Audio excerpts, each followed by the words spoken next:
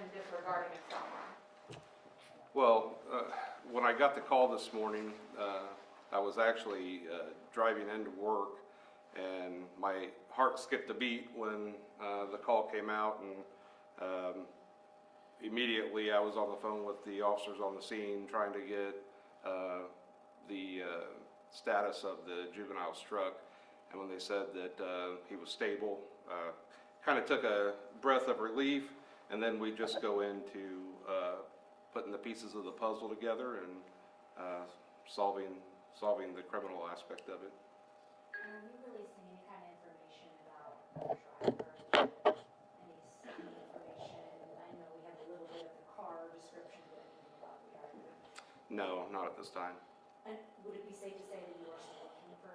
Absolutely, yes. What would you say to that person if they're watching this tonight and they still haven't turned themselves in, or you guys still haven't caught them? I would say do the right thing. Just come forward. You know, the great thing about this for everyone involved, including the suspect, is that the child has minor injuries. So this can be resolved very easily. We are going to continue to investigate and find out who did this. So I think they can only help themselves by doing the right thing and coming forward. Question for the superintendent. Are the buses, or is this specific bus, was that equipped with a stop arm camera at the time of the crash that you could elaborate on? There were cameras on the bus, but not a stop arm camera necessarily. And we've worked with the Greenwood Police Department on that.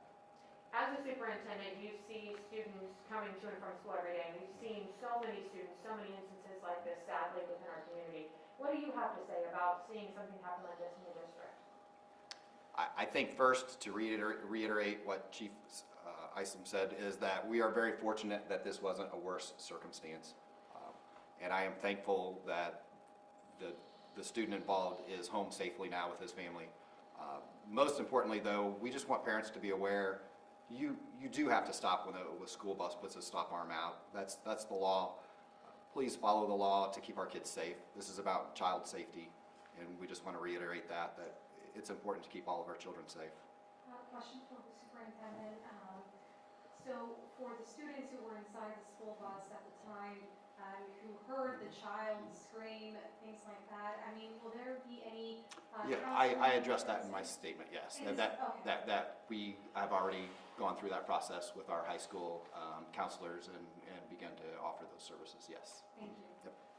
Chief, done a lot of coverage on reckless driving, and one thing that we always say is we see people that are speeding in school zones, we see people that are in a rush to get to where they need to be. What is your message for drivers on the road if they're out anytime, but specifically during these school hours, when it comes to just taking those few extra minutes, and what that extra time on the road could do in terms of saving a life and not rushing and having something like this happen again in our community?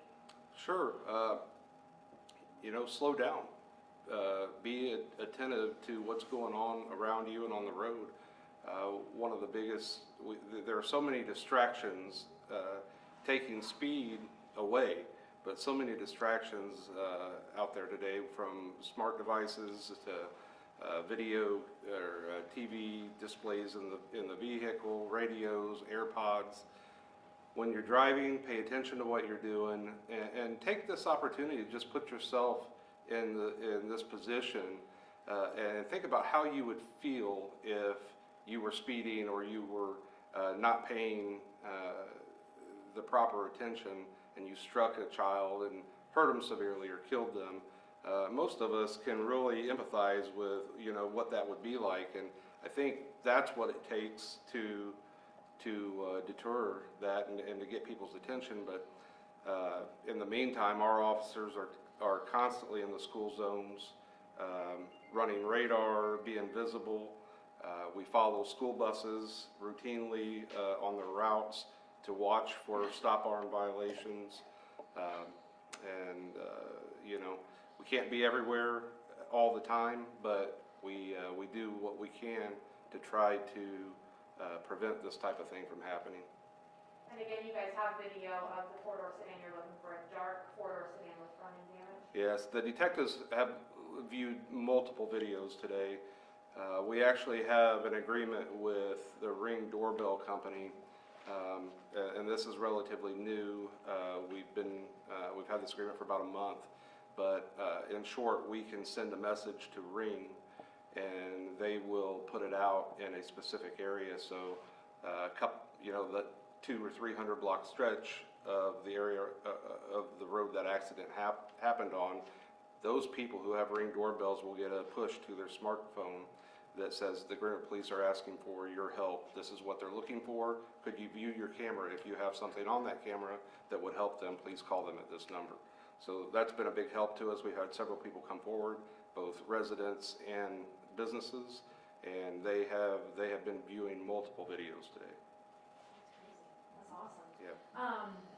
And do you plan on releasing that video at any time? Right now, it's too early to say. I will tell you that once we exhaust avenues of apprehension on the person involved, we will turn to the media for help. Right now, I don't want to give too much information, as we're very early in this investigation, and we're still hoping that someone out there will come forward with information. But if and when we do have any breaks in this case, we will update the media.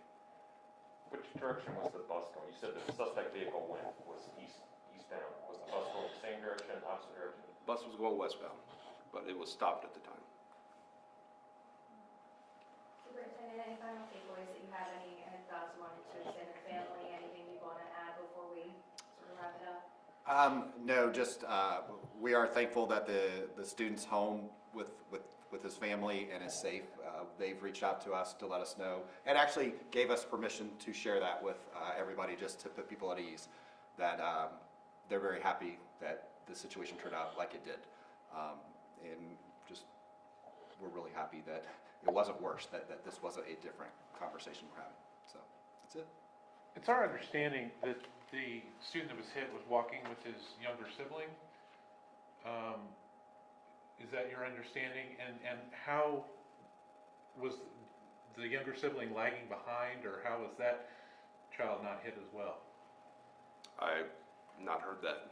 Okay. We talked to someone that lived across the street, and I believe they told us they were walking together. Yeah, that's the first I've heard. Okay. Thank you. Thanks. Thank you so much. Thank you. Thanks.